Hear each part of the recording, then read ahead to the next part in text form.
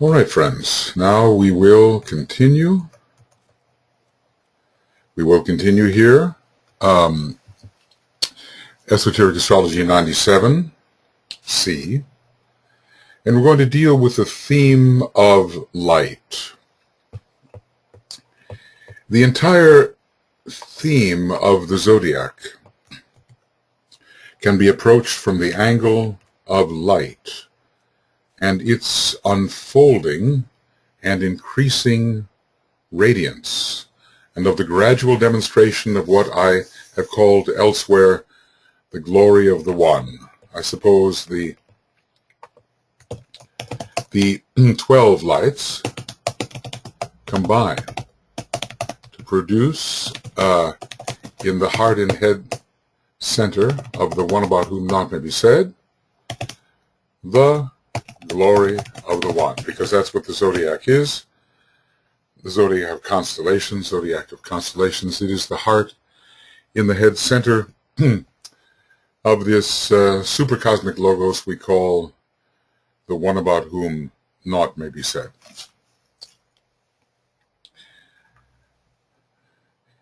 So light can unfold, it can increase its radiance, and different kinds of light have different directions, perhaps shapes, perhaps types of use, degrees of concentration, degrees of diffusion. I think we have seen laser light as polarized light. It is directed light, quite different from the conventional light source. There are probably many manipulations of light through which we can pass. Light is, after all, matter in an essentialized form. Many things here that the fifth ray types can bring out about the true nature of light, and especially later about light esoteric. Light from levels that are not now even considered as sources of light. So thus far we deal with relatively crude sources of light. We're only beginning to penetrate the etheric plane and its sources of light, and yet light is found, or should we say, light is, in all its configurations, the many planes and subplanes which are far interior to the etheric physical level and to the etheric level where exploration is now focused. The mode of development of this inner light and of its externalization must remain, from the standpoint of its cosmic effects, one of the secrets of initiation, and this for a long time to come. So we're dealing here with a very abstruse subject,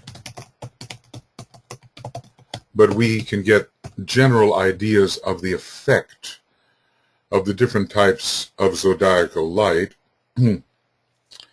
on those who are subjected to these forms of light. It looks to me like secrets of some of the higher initiations, indeed. And he says, for a long time to come. So I suppose we're dealing with the higher initiations, especially from the standpoint of its cosmic effects. And we have to remember the zodiac is cosmic, a cosmic structure of constellations. It will, however, not be out of place, in other words, somewhat useful, if I were to give symbolically, that is, without all of the fifth ray hyper-physical, fifth ray hyperphysics, we might say, without all of the physical detail, certain phrases and sentences which will indicate for each sign this growth of light. In that light we shall see light. So within the general zodiacal light, the different forms, the 12 different forms or applications of light are growing and unfolding. That's a word he used. Unfolding and increasing radiance.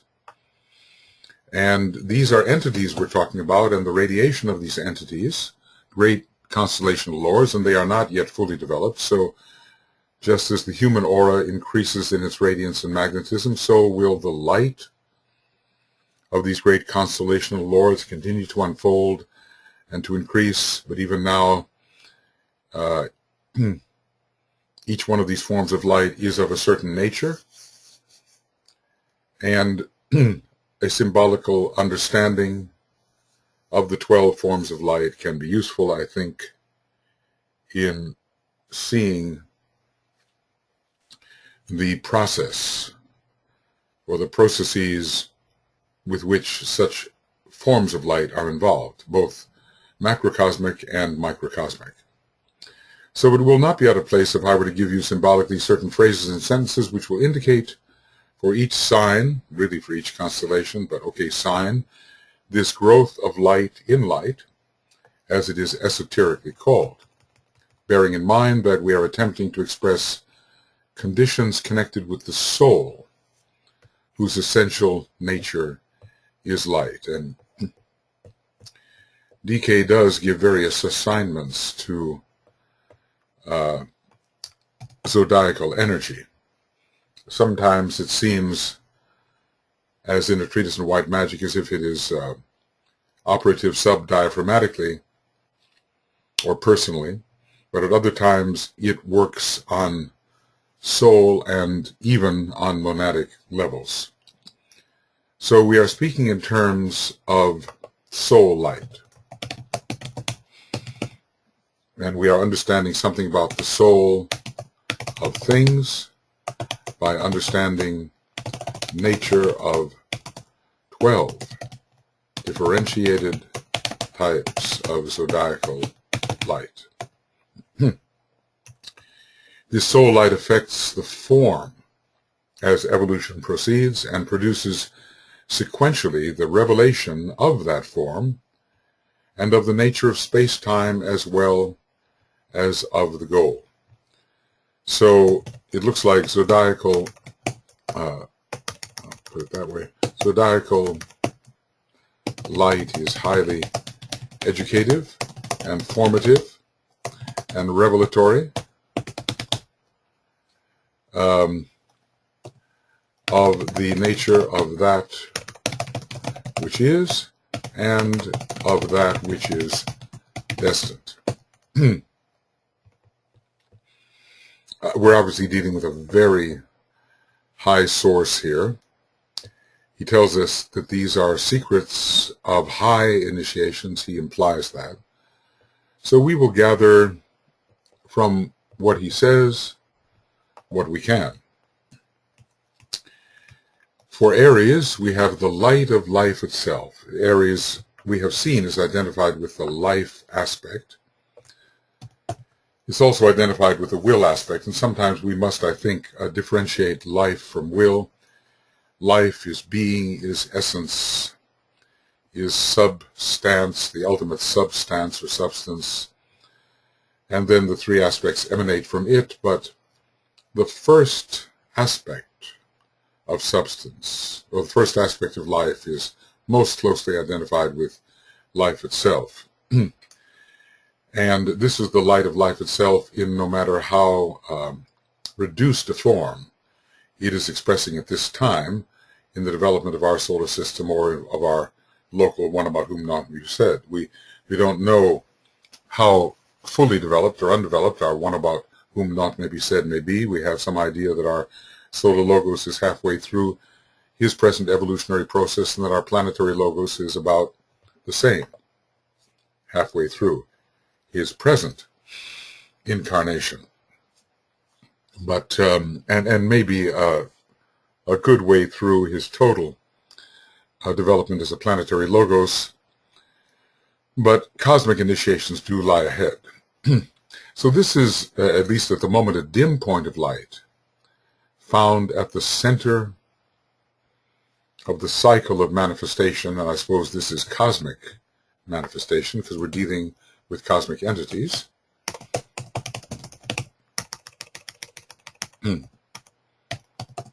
Cosmic manifestation. At the present stage of the unfoldment of the heart and the head center of the one about whom naught may be said, it is a faint and flickering light. This is a dim point of light found at the center of the cycle of manifestation, faint and flickering. It is the search light of the Logos, anticipating, seeking that which can be used for divine expression. So let's just say our local super, what if I do that? Super cosmic Logos? Yes. Our local super cosmic Logos is apparently still very much in process. No matter how great these beings may be, their present incarnations run a certain cycle, and they can be in early, middle, or late phases of those cycles. So substance, entities, formations can be used, and this type of light in Aries is anticipating the future in which the purpose will be fully manifested. Aries is identified with the archetype, being ruled so strongly by Uranus hierarchically, and is searching out that which can be used for divine expression to make the archetype a manifested reality. These are, symbolic presentations here. Like I say, the metaphysical hyperphysics, hyperphysics, which would be needed to really describe the nature of what's going on these cosmic levels, is far beyond us, and apparently is an aspect of very high initiations. Taurus, the penetrating light of the path. Penetrating what? Penetrating glamour, illusion, Maya. This is a beam of light. It's not a dim point, searching out in an anticipatory fashion that which may be used for the cosmic construction and for the embodiment of the archetype over which Aries often presides. This is a beam of light streaming forth from the point in Aries. So notice the connection of one to another. Maybe it's really one form of evolving light in 12 different aspects, and revealing the area of light control. One is reminded of the sixth ray and the idealism of the sixth ray, the highest light controls. One is always also reminded in Taurus that the highest form of aspirational idealism is found in this sign. Aspirational idealism, the control of the highest light. This is light upon the path. And when there is an obstacle, such as glamours, they give way before this beam of focused light. One almost thinks here of the Ajna center. One thinks of the brow and the Ajna center. And that beam of rather fifth ray light, which goes forth from that center and dissipates glamour, and I suppose can be used in the dispelling of illusion. So as we are treading the path, this light of Taurus is very important. It sheds light on our next step, but it is also used as a kind of weapon to disperse Maya, to dissipate glamour, to dispel illusion, although the application, I suppose, is most in the realm of glamour. It has now formed a beam, and it streams forth, it connects. It's the second type of light, and The number 2 is a connector, and a beam connects. A point does not. So it's a point, dim for now, but not to be dim later. The point has more to do with the first ray and the beam with the second ray. At least the second sign is here involved.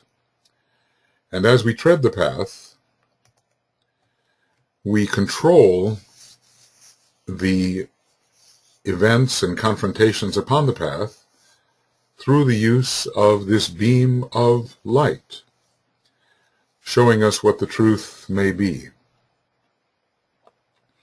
and helping us be rid of opaqueness, veils, obstacles, things that would dampen the light. We go on to Gemini. We have here the light of interplay. And this is a line of light beams. Notice there's diversity here. With Gemini enters diversity.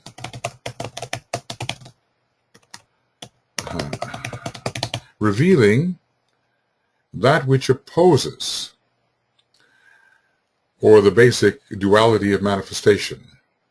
There is a basic duality. Things have been divided in two. Suppose we live in a dualistic, apparently dualistic universe, and that duality has to be resolved. But the idea that there is unity and diversity is found in Gemini. There is the unity of the line and the diversity of the beams. There is unity in diversity, or diversity in unity. And it reveals the basic subject-object dualism. It reveals the relationship of spirit and of form, or maybe of spirit and matter. It shows, it is the revealer of the poles. And Gemini gives us great understanding of relationship in our experienced universe. The oneness is, but our experience for a long time is that of duality, and even once the oneness is established in our consciousness, the practical dualism of the functioning of things within the universe persists. So it is the conscious light of that relationship, the relationship of spirit and form, usually spoken of as spirit and matter.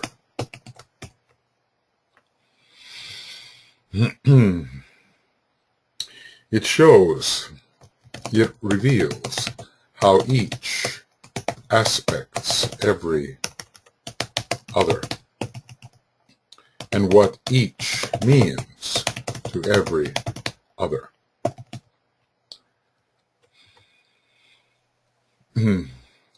So there is, in all the apparently divided and subdivided universe, there is interplay. The interplay of all factors with each other. Nothing that is not interplaying with every other something. And the nature of the interplay, whether intense or faint, is revealed by this type of light. The interplay, now under Gemini, or with Gemini, we can come to understand the nature of the relationship between soul and personality, and between spirit and, let's call it, matter form. Why do things divide as they do? Well, I think in one of those readings in the old theosophical days with a certain medium, a highly intelligent woman by the name of Anna Kingsford. Something was brought forth about the necessity for multiplicity if God was not to be alone forever, or if there was to be aught else than God. Of course, this is explained in anthropomorphic terms. Why multiplicity at all? Why does the one divide? But let's just say that in general,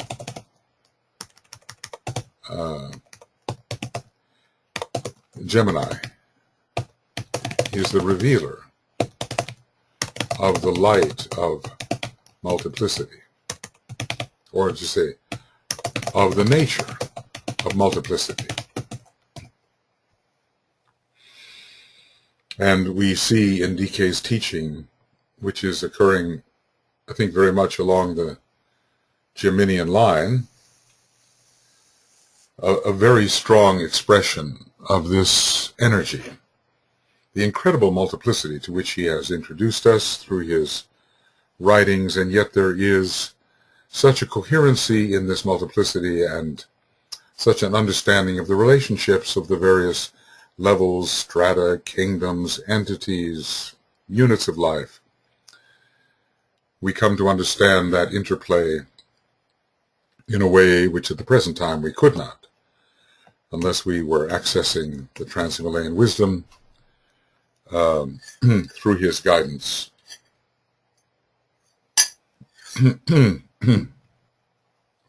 Cancer, the light within the form. It's a very dark constellation, at least at the present time from our perspective. It looks almost like a relatively faint, empty area of space between the brightness of Gemini and that area, Gemini, Orion, and Leo.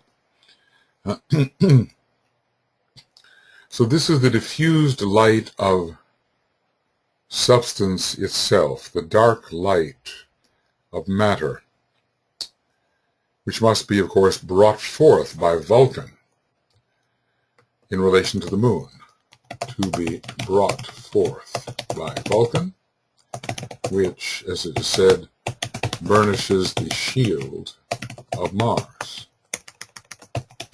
or extracts the full light value from any unit of light, the full light expression. It is the light awakening stimulation coming from soul light. So the units of life to be saved are crying forth, and the saving forces respond through radiation, through soul light, through the light which is characteristic of their nature, and stimulate to greater luminosity this unawakened form of light. The light value, the light intensity of the lower substance must be brought forth, and what is not illumined must be made radiant, and that which is dark must be brought into greater radiation and greater intensity of radiation.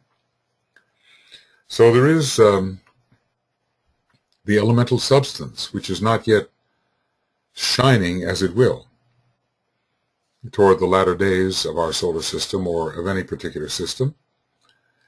It must be enlightened.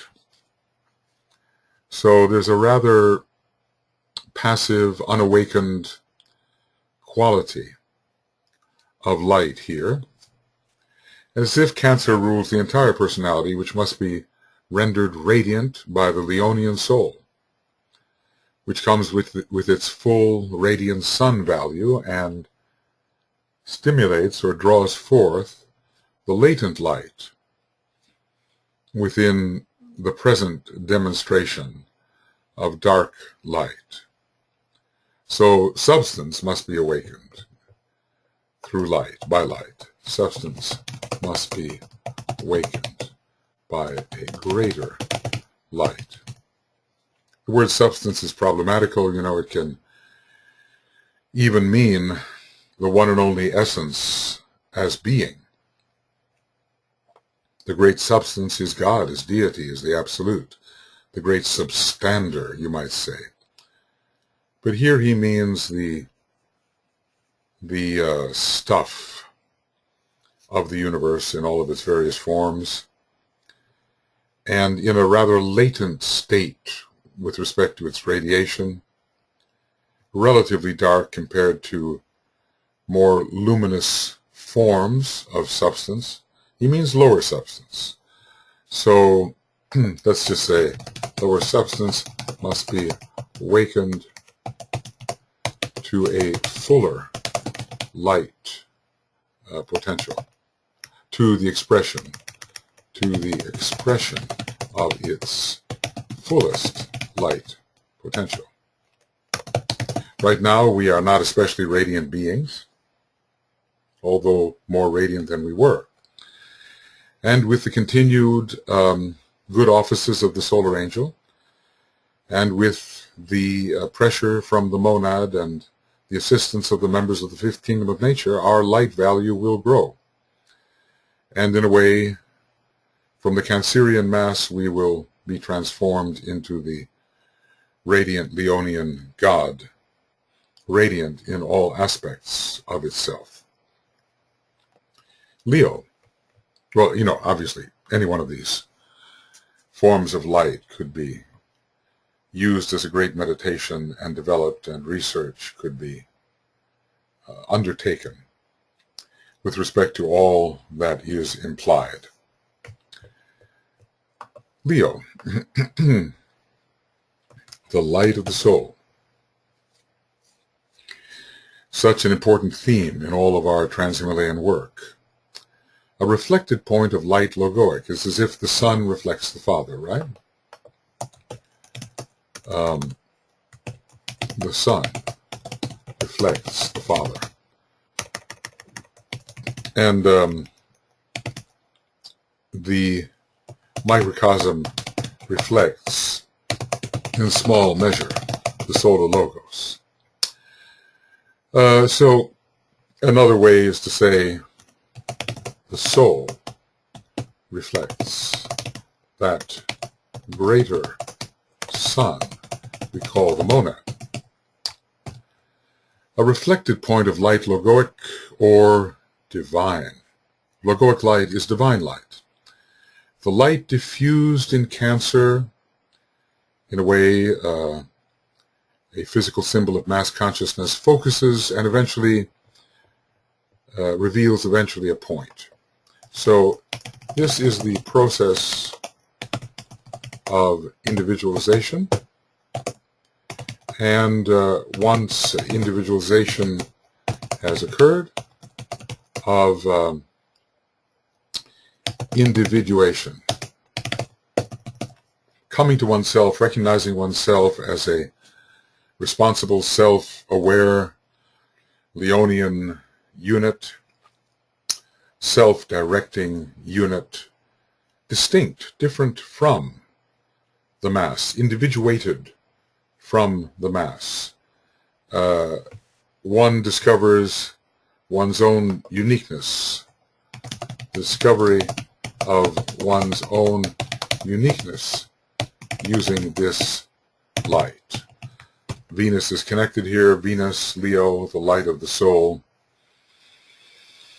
The great light value of the solar angel, stimulating the dark light of our elementals, of our elemental substance, and of those lower forms of life we call the elemental lords or the lunar lords, raising their level of vibration until they are ready to tread the path themselves towards individualization by passing through, let us say, the animal kingdom and then into the human kingdom. There's a close connection between those lunar lords, the animal kingdom, and the eventual becoming of a human being.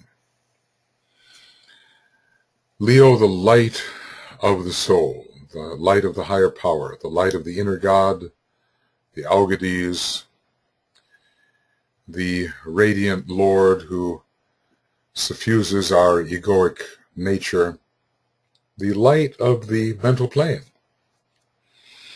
maybe the cosmic mental plane when we consider the entire constellation Leo, but also the systemic higher mental plane from which the light of the soul comes forth. It is the fifth plane, and Leo distributes the fifth ray. It is our inner dominant. It is our inner director. What does this mean? I mean, can the Leo person especially cultivate the light of the soul? Can the Cancerian person particularly raise the dark light into a more radiant condition? Can the Gemini individual understand the relationship between many, many things in cosmos and the manner in which they affect each other, action and reaction? And thus it goes. To use this light, this is what we must learn to do. These are not just great things to know about, but they are to be applied. Now with Virgo, sometimes in contrasting with Gemini, we have to be distinct and careful. The blended dual light, he sometimes talks about that close fusion, which is achieved in Virgo, in the soul-infusing process. The light of Gemini is interplaying. It's back and forth. A fusion has not yet occurred, but in Gemini, light is shed, each upon the other. In Gemini, there is a shedding of light upon each of the opposites. So they are understood from the perspective of the other, but not yet blending. So we have to look at Virgo as a a sign very important for the fusion process. Sign very important for the fusion process. The two lights are seen, bright and strong, the light of form, so far anyway. One faint and dim, the light of God. Well, is it the soul or is it the soul or the spirit or the combination of the two? Two lights are seen, bright and strong, the light of form. One faint and dim, the light of God. This light is distinguished by a waxing of one and the waning of the other. This is characteristic of Gemini too. The light of Gemini. There is a waxing and waning. I recognize my other self, and in the waning of that self I grow and glow. There is a waxing and waning, but not the degree of fusion. It differs from the light of Gemini, and the difference is found in the fusion factor. Because with Gemini, in Gemini, there is alternation.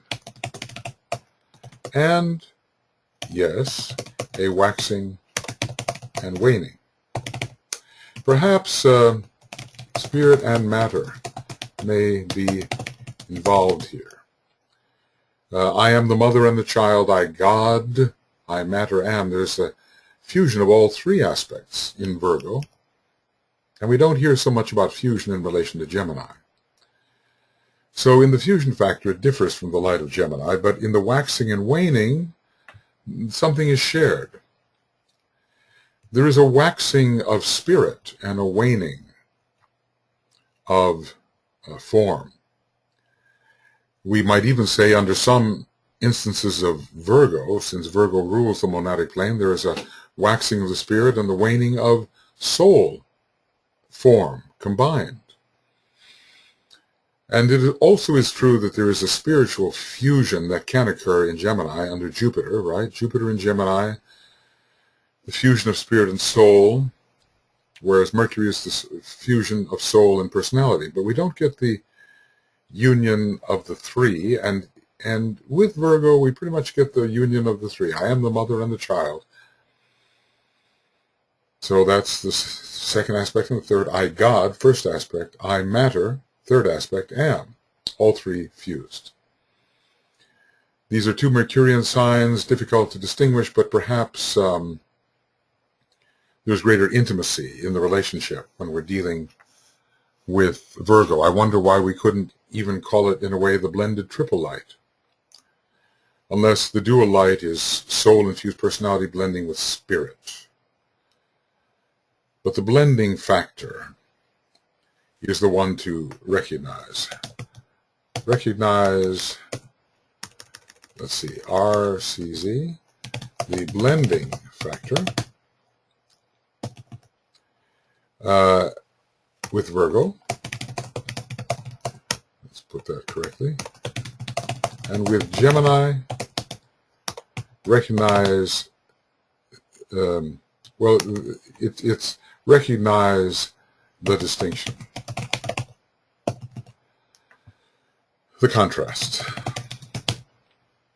So from recognized contrast to achieved fusion.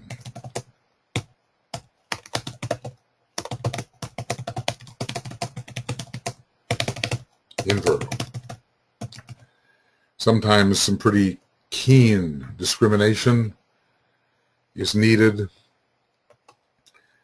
I mean, these things are abstruse enough as they are.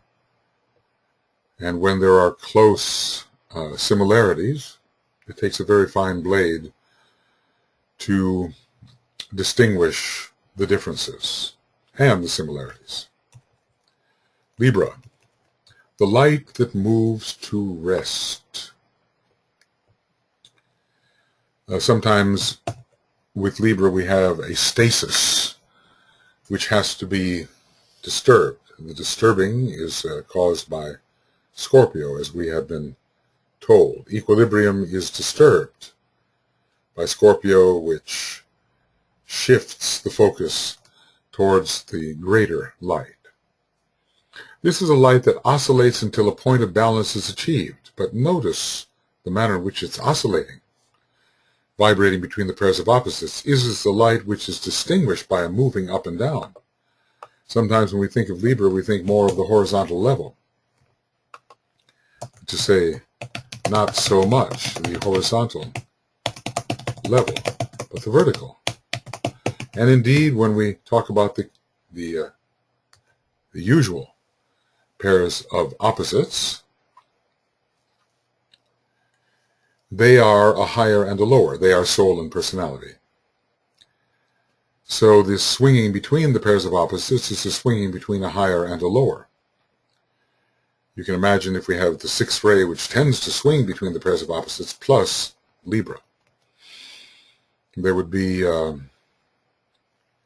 quite an unstable condition, but gradually finding that which is neither of the pairs of opposites and the ability to move through the pairs of opposites, as it is said, ignoring of the pairs of opposites. Adherence to the chosen way and ignoring of the pairs of opposites will bring this blessed one upon the lighted, blessed one upon the way into the way of light. However, it is spoken for the sixth ray, a blessed one. The light that moves to rest. So in the early days, a great swinging, a great contradiction. And maybe in the earlier years of a person much conditioned by Libra, the swing might be very great. But gradually, as the fifth ray takes over through Venus, there will be a stabilization of this light until the middle point of steadfastness and of reconciliation is found, and that is also a point of harmony. We are, with Libra, looking for that steadfast perspective. Now, how is it said in harmlessness, in relation to harmlessness? Because it's so very Libran. If I can find that.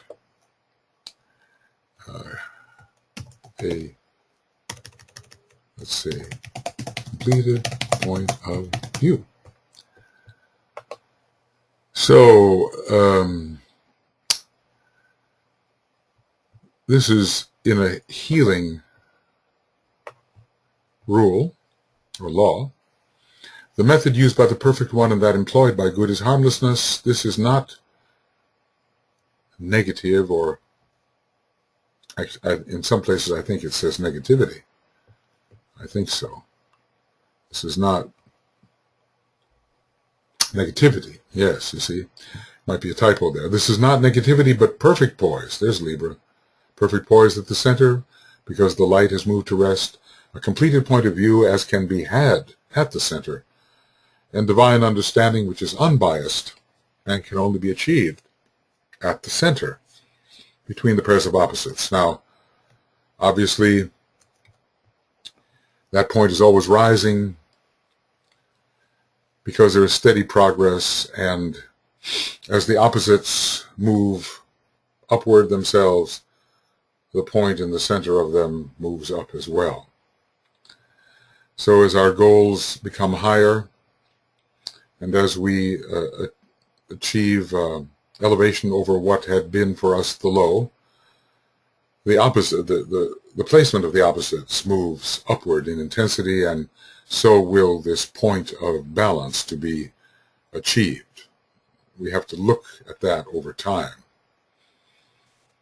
One's reminded, that our solar system is not static, but is moving through space, and I think what has been called the long body of the solar system, it is moving. And in a similar way, this dimension of elevation has to be looked at when we talk about the pairs of opposites and achieving a point of balance between them. Eventually that point of balance will be on the same level as what used to be considered the higher point of the opposites. Eventually, what was the higher point of the opposites will be the lower point, and the point of balance will be far above that. So, in terms of the cross, when we think of Libra, instead of the balancing of the scales in this way, which is also true, there is this oscillation between opposites found on a vertical dimension. This light moves up and down, sometimes high, sometimes drawn back by form. I think the spiritual will of Libra will help settle the matter and achieve this perspective, this equilibrium, this balanced point of view, this perfect poise, divine understanding.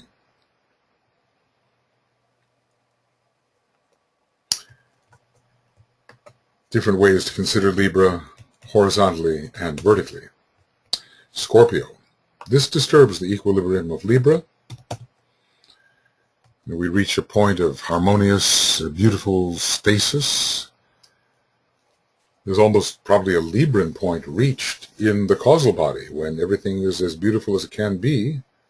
And then the power of death has to enter in order to liberate the spirit so that it can progressively become one with what it always has been. No temple will ever last. It reaches a position of ultimate beauty. It serves for a time and then becomes itself a prison, and the volatile essence, alchemically considered, has to be released. Scorpio, the light of day. Well, there's day and night. The planetary logos discovered darkness in the realm into which he penetrated, and day always lies above that. From the point of view of the cosmic physical plane, night, from the cosmic physical plane, night is the lower three subplanes, and day, the higher four. In other words, the cosmic ethers are day, and Saturnian energy, sometimes considered black, rules the lower three denser planes. This is the place where three lights meet. It is a triple sign, interestingly enough. It's not only soul and personality fighting it out, the spirit is there as well. The light of form, the light of soul, and the light of life. That's another meaning for the M. Here we have another meaning for the M. Whoops. M is master right now. M of Scorpio. They meet, they blend, they rise. Well, Scorpio is active at the first three initiations, and at the third initiation, the light of, or the power of spirit does come in. Because the monad is asserting itself and becomes a conscious factor. They meet, they blend, they rise. And in Scorpio, we have the rising into the Buddhic light. Illusion is dispelled. The man kneels, Hercules kneels and holds the Hydra up into the air. The air is the Buddhic plane. And there, the light of day can be found, the intuition, pure reason. So day is also, let's look at it this way. Day is intuition, or pure reason, infallible, revealing correctly, accurately. You know how it is when you look in the dark, shadowy, through a glass darkly, you don't see clearly, but in the intuitive realms of pure reason, you see clearly, see how things are. It's called straight knowledge. That is day. And Scorpio lifts his problem, Hercules lifts his problem into the light of infallible comprehension on the Buddhic plane, into day, where illusion dies, because the truth is revealed and illusion is based upon non-truth, misapprehension, mental formulations which are not really descriptive of truth or cannot embody truth. The rising here is just memorable, or seems to suggest Hercules lifting the problem. All three lights are active. So the entry into the light of day, the law of disintegration, no, into the light of day, occurs at the third degree. But even more at the fourth. And I've often wondered, you know, it says the peculiar testing potency of Scorpio is completed by the time we have the third initiation. But I've wondered, since it is the sign of death, and Leo, the causal body relates very much to Leo, and we know that there's a dealing of death from Scorpio to Leo. The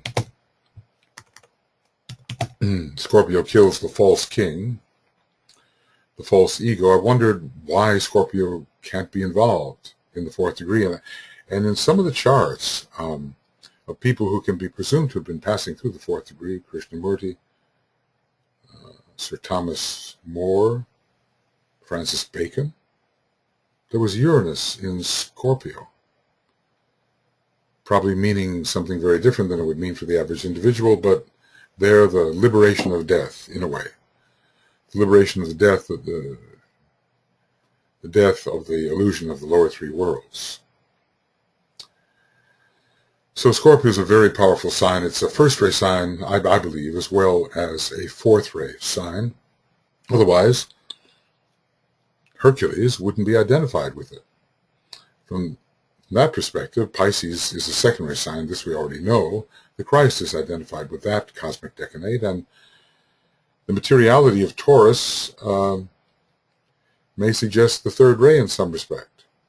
Although DK tells us in a way, you know, on the fixed cross, the third ray is the only ray that doesn't really come through, and yet the Earth, third ray Earth, is very closely connected with Taurus and the Buddha.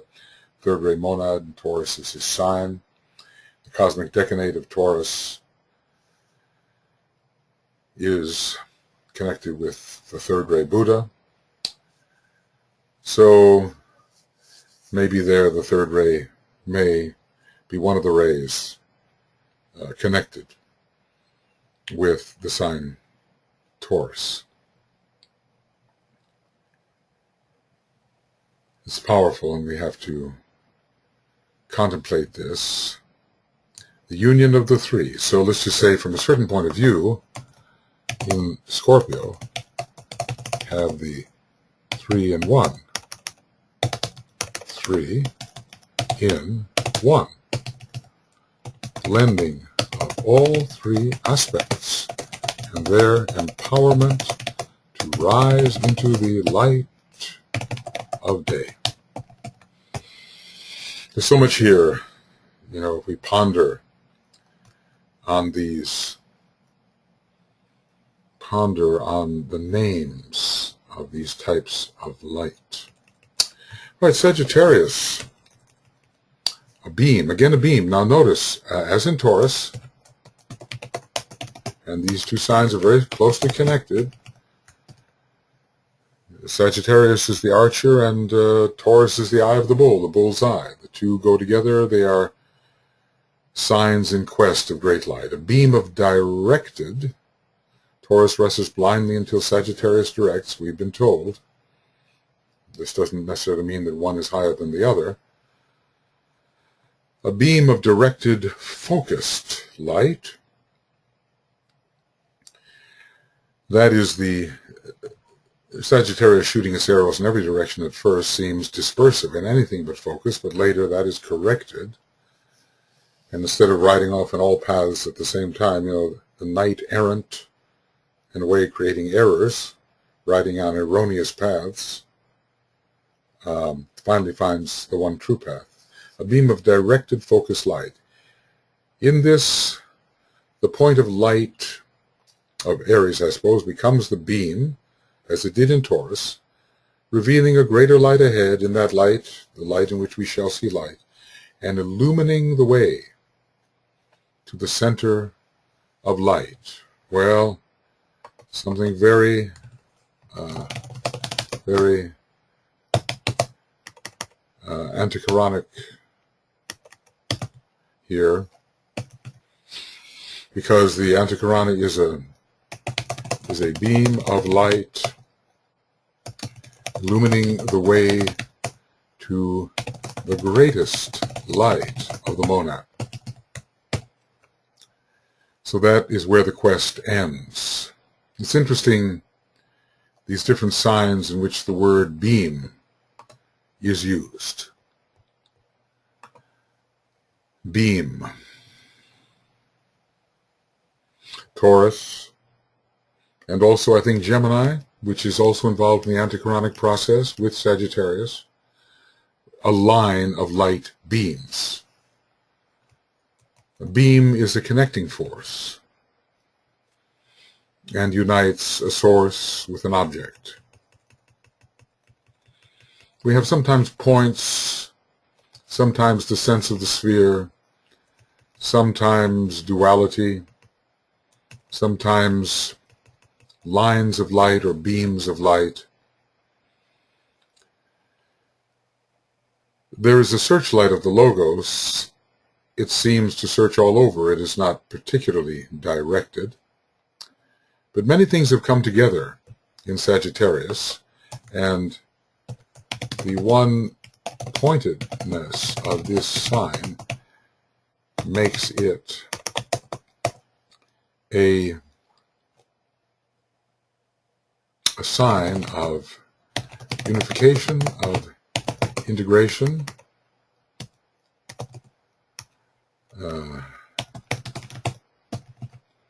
aligning all the vehicles into one functioning mechanism. DK discusses in Sagittarius, we may remember, the whole process of integration, of rendering the many into one. So where is that point of light? The point of light started in Aries, and there is a relation here with Sagittarius. In all the fire signs, the decanates are ruled by the same planets. So Sagittarius isn't there yet, but it reveals that which lies far ahead. So it reveals the future, consummation. Consummation is initiation, and it tends to occur, certainly in relation to Capricorn. And illumining the way, well, this is similar to Taurus, isn't it? Because Taurus was light upon the path, the penetrating light of the path. So let's just say similar to Taurus, which was the penetrating light of the path. As I say, these signs are very related, and the Earth is connected here, the esoteric ruler of Sagittarius, and although not a ruler of Taurus, deeply connected with Taurus. We're told how much Earth is connected with Taurus, the earthiness of Taurus, and the potential to illumine our planet via the Pleiades at the present time. So we're directed towards a light in which we shall see greater light. We're in a present stage of light, but it is approaching anticipatory light, taking us into a condition in which the greater light is seen. A beam of directed, focused light. I think we can have images of these qualities of light. And when we think of the signs and of their value to us and value to humanity in general, we can think of the images, the symbolic images DK has provided us with. As I say, not the true hyperphysics, the physics way beyond the physics that can be appreciated by even our most brilliant physicists working at present within the ethers.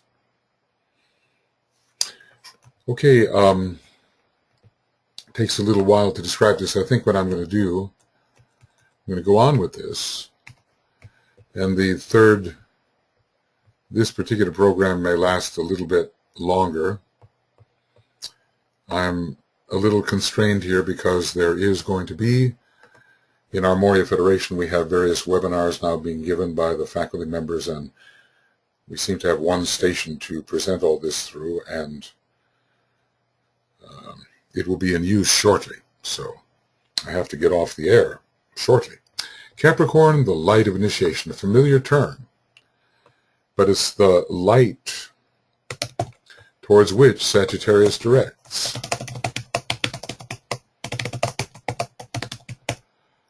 Sagittarius is not there yet. It anticipates. It knows the direction towards. Sagittarius knows the direction towards, but not the experience of consummation. So, Sagittarius is always the seeker. But in the sixth ray, what can I call it, paragraph, as it said, the seeker and the sought are one. Sagittarius discovers this, and there are some people who are, more Sagicorns, a blend of Sagittarius and Capricorn, and they have a certain part of their life that is directing towards the consummative experience, and they work their way into the Capricorn phase of their life, having sought in Sagittarius. This is the light which clears the way to the mountaintop. It's just doesn't show the way. It gets rid of the obstacles, right? Getting rid of the obstacles to illumination within the light supernal, and produces transfiguration, which is an elevation above the lower 18 subplanes and elevation above those forms, and entering into the world of more subtle form, which has produced the grosser forms of the lower 18 subplanes, and revealing the rising sun. So beautiful. The sun on the mountain top is transfiguration. Sometimes you see those images of the mountain with the sun in back of it upon the mountaintop. So this is a powerful sign of will. Initiation is not just about light, it's about power too. And Capricorn is a power sign. And Capricorn has the power to get rid of those obstacles upon the vertical way. And this is done through acts of spiritual will, controlled by Saturn. Saturn is atmic, and therefore Capricorn has an atmic connection, spiritual will. Eventually, the reward is given by Venus on the mountaintop.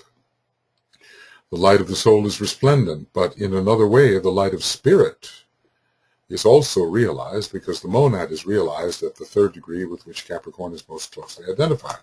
So the sun is the spirit as well, and the light of the spirit is revealed in Capricorn through the third initiation. So it's a blending, in a way, of the sun and of Venus, well, and of Saturn. Or we could even say a blending of the Sun, Mercury, Vulcan, of Venus and Saturn. All of these are decanate rulers of Capricorn and describe the entire experience. Saturn and the Sun are opposites in a way, and Capricorn and Leo are opposites, not strictly speaking, but metaphorically they are opposites in terms of their qualities.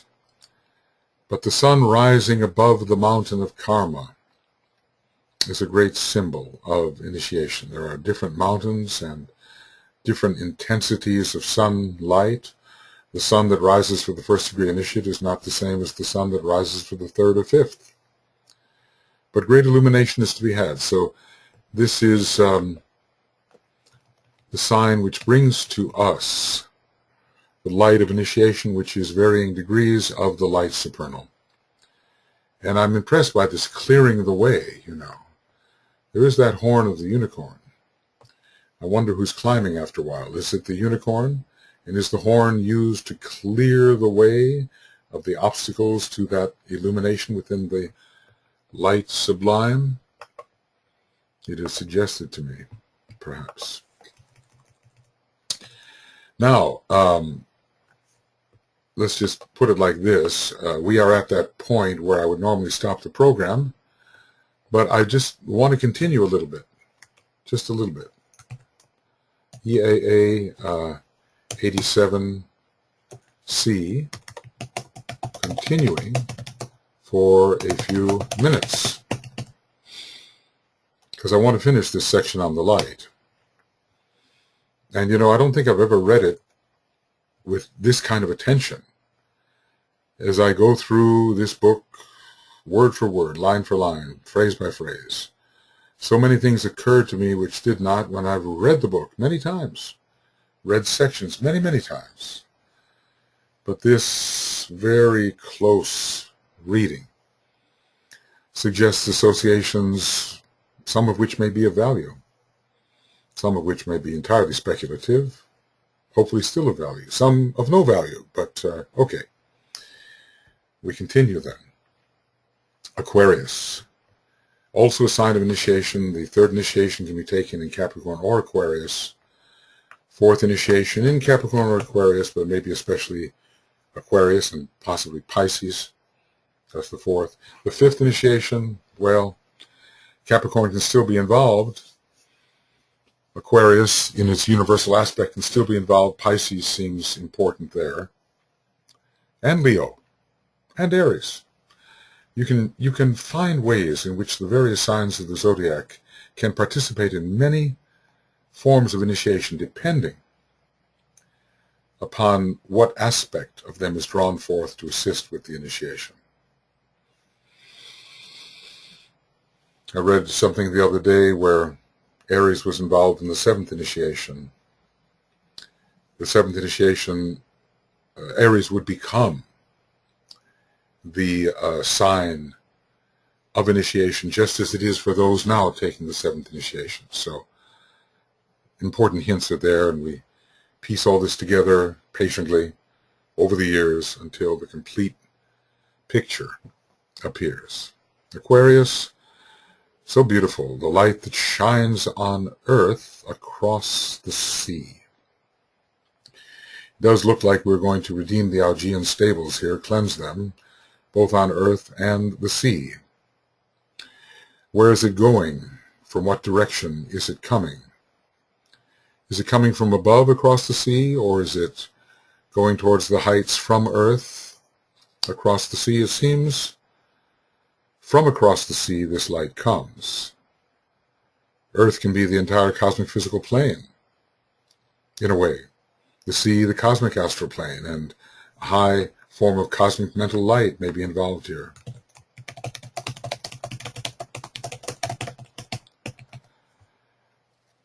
It's not a water sign, Aquarius, and yet it involves the water imagery. It certainly involves, because it rules the lowest of the creative hierarchies, the redemption of the atomic elemental life.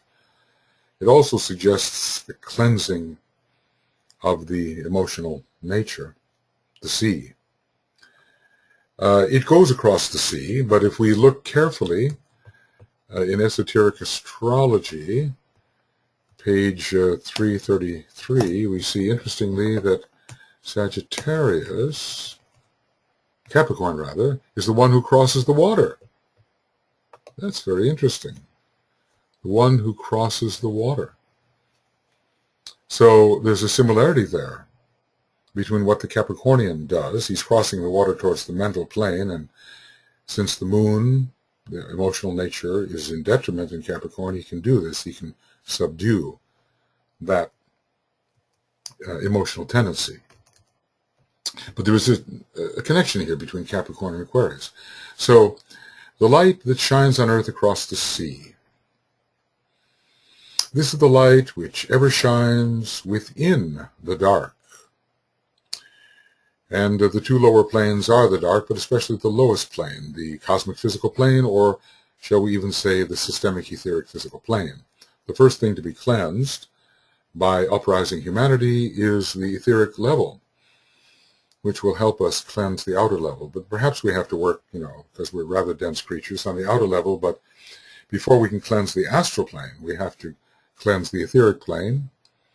You may want to go to that meditation about rending the veils of Maya in Chapter 10 under Rule 10 in Reza and the Initiations. There it's cleansing the etheric plane and driving the evil back onto the astral plane, which we're not ready entirely to cleanse until we've cleansed the ether and at least stabilize our base so that it is not taken from us, and from that stabilized base we can work upon improving conditions relative to the world glamour.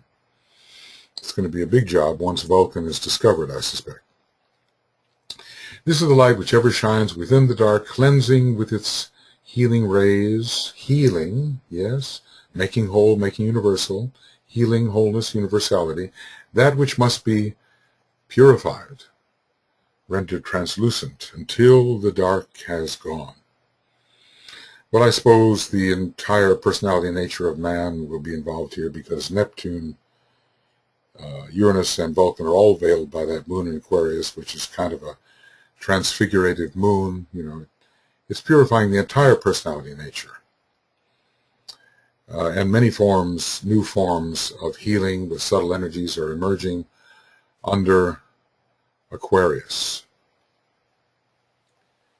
So the entire personality and nature will be cleansed, but we really do have to pay attention to the physical plane, and because the moon is the ruler of the lowest hierarchy and Aquarius is there too, we will be equipped to cleanse this lowest level. So the question of directionality is here. Is it coming from across the sea? Coming from a higher place across the sea?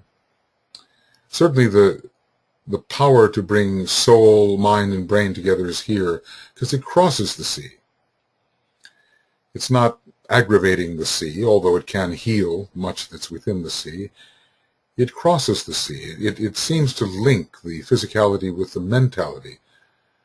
DK tells us of the highs and lows of the Aquarian person, and that they can be emotionally very exalted or very depressed, but it's not usually considered an emotional sign per se. It does unite the soul sphere, the spiritual sphere, triadal sphere, with the earthly sphere, and directing great streams of subtle energy to do that.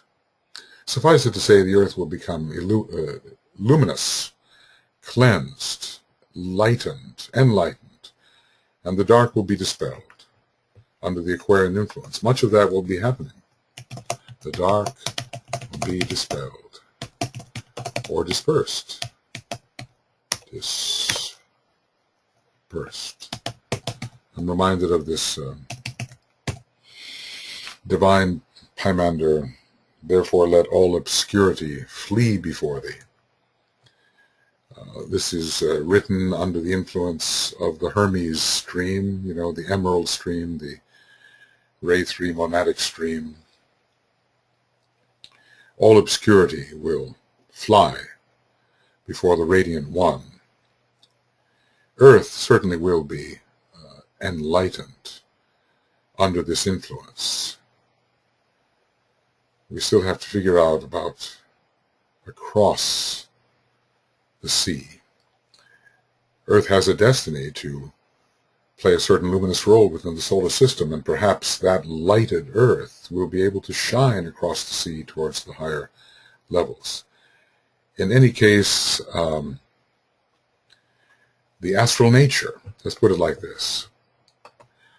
The astral nature will no longer prove to be a barrier to the shining light. And hierarchy ruled by Aquarius will come, and the glamours of the astral plane will provide no obstacle. The astral plane provide no obstacle to the shining of the light. It's very beautiful, deserves pondering. It's universal, it covers the entire earth. You know, the dense earth, of course, and then also the earthy nature of the planetary and solar logos, meaning the lower 18 or 21 subplanes, and maybe even the cosmic physical plane in the higher point, from a higher point of view. We have to remember that these great signs of the zodiac are constellational lords, really. That's where the energy comes from. And so they will have effect on cosmic planes through which the solar logos functions. Anyway, no barrier. The sea is no barrier. Outward from the desert, across the seas, and through the fire which separates him from the veiled and hidden door. So from earth into the fire across the sea. Pisces, the light of the world. Well, it's not only the Christ who's the light of the world, identified as the light of the world. The Buddha is the Lord of light, light of the world. Hermes could say, the Tibetan tells us, that he is the light of the world. A very high, consummatory form of light. This is the light revealing the light of life itself. Well, we're coming to full circle. The light of the world reveals the light in Aries. The light in Pisces reveals the light in Aries, which is the light of life itself. Of course, that's also interestingly been associated with Taurus as well, I think. Taurus, the light of life, you see, even here. The light of life, but in more substantial form. Aries, the light of life, and finally Pisces, the light of the world, revealing the light of life. It ends forever the darkness of matter, perhaps under its Pluto, the planet ruling Pisces, hierarchically the planet of greatest darkness, but also of ridding any system of darkness, and the highest light, in a way, being Neptunian, the power of the Pisces decanate, the cosmic decanate, probably under Neptune, permeating with light from the sea of light, all matter, so that its opaqueness or its non-expressiveness, non-radiatory condition is ended. We had the dark matter of Cancer, and what we really need here is the kind of light that can end that darkness, and it comes in Pisces. Neptune is involved in both signs. Neptune can veil, Neptune can reveal. So the world and all worlds will be shining with the Piscean light, and this will reveal the light of the monad. This type of light will reveal the light of the monad, which is the light of life. Within the monad at its core is the light of life. Life is something other than will per se. Will is its first expression. It ends forever the darkness of matter, so the monad has reached his father's home and has returned, and with monadic return, that which was dark is now light. So full illumination achieved in Pisces. Interesting, as Venus, the planet of illumination, is exalted, and Neptune, a higher octave of Venus, rules in a special manner. Exalted. So, if Venus has light, well, we can expect that Neptune will have even more. Otherwise, this idea of the higher octave would be meaningful. I mean, in a way, Uranus has to contain within itself everything that Mercury has, most everything, and Neptune, being the higher octave of Venus, most everything Venus has. Right, well, there's been an attempt here to lay some seed thoughts out concerning these 12 forms of light. Each one of them gives us a hint as to how to think and how to work when we are strongly conditioned in our ascendant or sun sign, or even point opposite the sun, by one of these signs. It tells us the kind of light we can bring to bear, the way we can work with light, not the direct light of those great constellational lords, but a mediated form of that light. We can work with it in our own constrained circumstances to, in general, increase the light demonstration of our lives and of our groups and of humanity as a whole. What DK says here, study of the above thoughts will reveal the symbolic story of the irradiation of matter. Exactly, until, the darkness of matter is ended forever in Pisces. That is total irradiation, and the darkened one who calls out for salvation has been met by the radiation of the saving one. The irradiation of matter, of the growth of the light body, the soul body, or even the body of the monad, the growth of the light body within the macrocosm and microcosm, and finally, which always depends upon a superior agency, it seems, some saving force descending with this greater radiation, and finally make clear the purpose of the Logos, let's just say the purpose of the Logos solar expressed in light. Different forms of light. Our Earth is to become a station of light. Humanity is a station of light. There is to be a great revelation coming through the light coming from our planet, and every entity will have its own form of light, its own form of matter through which it expresses, and which it contributes to the general light body of the entire universe. So these are differentiations within that generality we call light or intensified vibration. Every vibration has its own form of light, sound, and color. And so we can differentiate as it does in cosmic fire. And within the heart and the head center of the one about whom not may be said are these 12 forms of light, which contribute to a great radiation within the head center of that great supercosmic being. in whom even the solar logos and the star Sirius and the Great Bear and all those, in whom they live and move and have their being. The entire universe is to become a demonstration of light of a certain kind, according to the algorithm which accompanied the flashing forth of the ray of the Absolute at the beginning of the universal process, each universal process. So we've studied 12 forms of light, and we can make it somewhat practical in terms of our own horoscope. Thinking of these symbolic phrases, memorizing them. Let's go over them. Let's go over them.